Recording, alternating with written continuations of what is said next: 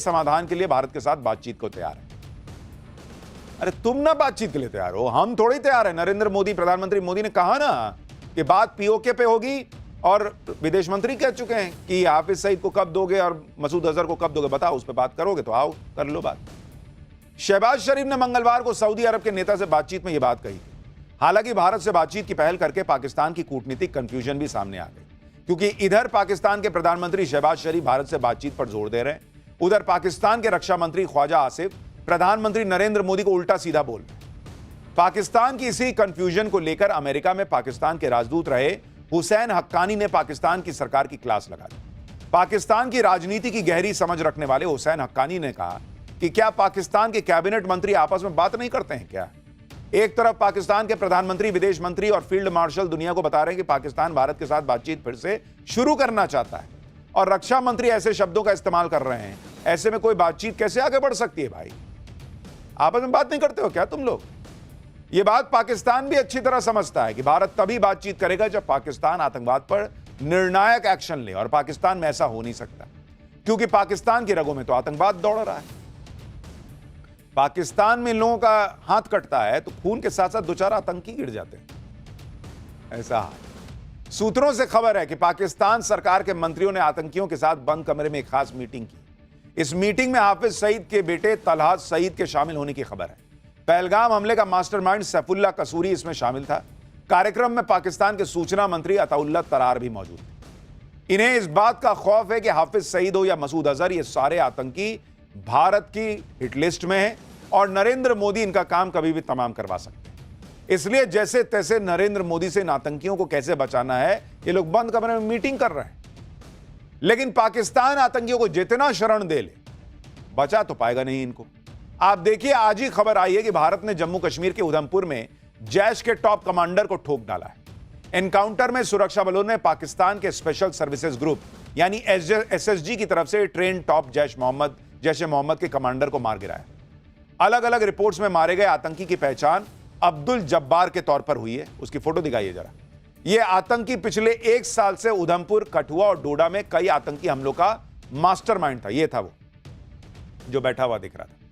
आतंकी का code name मौलवी बताया जा रहा है। जम्मू कश्मीर में लगातार इस तरह अभियान चलाकर आतंकी नेटवर्क को ध्वस्त किया जा रहा है। पाकिस्तान के आतंकियों को भारत ठोकता जा रहा है और भारत की इस मार से बचने के लिए असीम मुनीर कभी ट्रंप के साथ लंच करने जाता है, कभी चीन के साथ मिलकर खेल करने लगता है।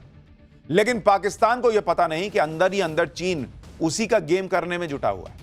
पहले ट्रंप ने मुनीर की लंच पर उसकी बेइज्जती की, अब जिनपिंग क्या गेम कर रहे हैं वो आप देखिए कि जब एससीओ की बैठक में एनएसए अजीत डोभाल ने पाकिस्तान के आतंकी चरित्र को बेनकाब किया तो चीन ने भारत का विरोध करने की बजाय समर्थन कर दिया।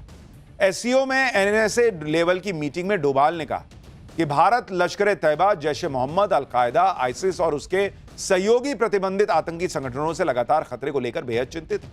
दुनिया के देशों को आतंकवाद के खिलाफ लड़ाई में दोहरे मापदंड को त्यागने की जरूरत है। सीमा पार आतंकवाद समेत कोई भी आतंकवादी घटना मानवता के विरुद्ध अपराध है। एनएसए अजीत डोभाल ने यह भी कहा कि सीमा पार आतंकवादियों, आतंकी घटनाओं के आयोजकों, वित्त पोषकों और प्रायोजकों को जवाबदेह ठहराने की जरूरत है। एनएसए डोभाल ने बाकायदा आतंकवादी संगठनों के नाम लेकर पाकिस्तान को घेरा, लेकिन फिर भी चीन ने इसे खारिज नहीं किया, बल्कि आतंकवाद पर भारत के स्टैंड को एक तरीके से सपोर्ट किया।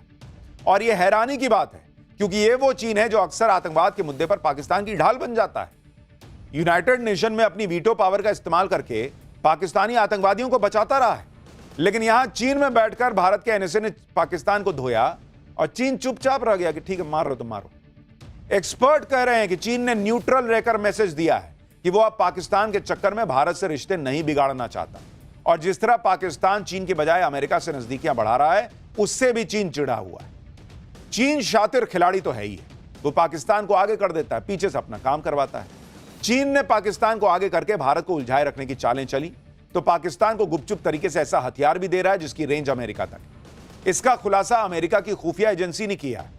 अमेरिका की मशहूर मैगजीन फॉरेन अफेयर्स की रिपोर्ट में खुलासा हुआ है कि भारत के ऑपरेशन सिंदूर के बाद पाकिस्तान चीन के समर्थन से अपने न्यूक्लियर बेड़े को अपग्रेड करने की कोशिश कर रहा है।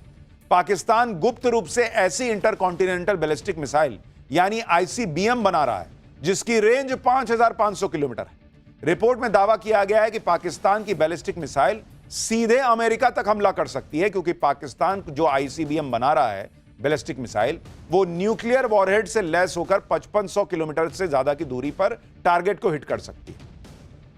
अब सवाल यह है कि पाकिस्तान अगर ये भारत के लिए बना रहा है तो 5500 किलोमीटर का है भाई, भारत इतना दूर तो है नहीं, अमेरिका तक की रेंज क्यों चाहिए? चीन के कहने पे फोड़ दोगे क्या जी? तो ये तो ट्रंप को देखना चाहिए कि इसको खिलाए थे बिरयानी बुला के और ऑर्डर दिए थे कि मारेंगे ईरान को, तुम्हारे यहां से घुस के चुप रहना। वो देखिए क्या कर रहा है। पाकिस्तान को अमेरिका तक मार करने वाली बैलिस्टिक मिसाइल बनाने में चीन का पूरा सपोर्ट भी मिल रहा है। पाकिस्तान के रक्षा मंत्री ख्वाजा आसिफ खुद कबूल कर चुके हैं कि पाकिस्तान और चीन मिसाइल प्रोग्राम पर साथ काम कर रहे हैं।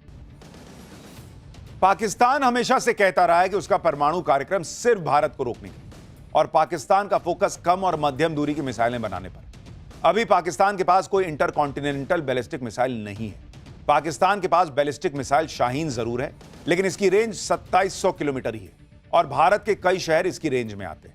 लेकिन अमेरिकी रिपोर्ट में दावा किया गया है कि आईसीबीएम विकसित करके पाकिस्तान अमेरिका को अपने परमाणु हथियारों को खत्म करने से रोकना चाहता है। पाकिस्तान चाहता है कि अगर भारत और पाकिस्तान के बीच फिर से लड़ाई होती है तो अमेरिका भारत की तरफ से हस्तक्षेप न करे, और इसलिए भाई तूफानी काम करने पर आए।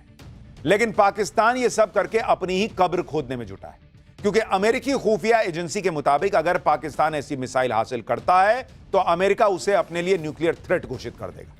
परमाणु हथियार रखने वाला कोई भी देश जिससे अमेरिका को खतरा महसूस होता है उसे America nuclear threat country declare कर देता है। फिलहाल रूस, चीन और नॉर्थ कोरिया को अमेरिका ने अपना न्यूक्लियर थ्रेट देशों में की लिस्ट में डाला हुआ है। नॉर्थ कोरिया तो अक्सर अमेरिका को परमाणु हमले की धमकी देता ही रहता है।